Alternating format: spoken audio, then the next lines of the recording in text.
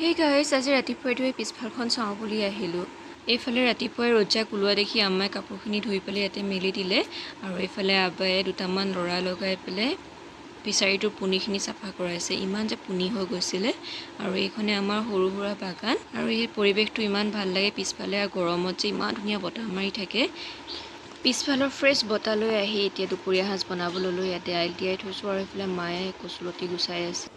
আৰু এইফালে মই দাইলখিনি পাতিবলৈ আহিলোঁ। এটা কুকাৰত অকণমান তেল দিলোঁ আৰু অকণমান মেথি, জিৰা আৰু নহৰু কেইফুটামান এনেদৰে কাটি দিলোঁ আৰু গেছৰ ফ্লেমটো মিডিয়াম কৰি পেলাই অকণ ভাজি ল'লোঁ নহৰুখিনি এনেদৰে। তাৰপিছত দাইলখিনি দি দিলোঁ আৰু অকণমান হালধি আৰু সোৱাদ অনুসৰি নিমখ দি দাইলখিনি ভালদৰে মজাই পাতি দিলোঁ।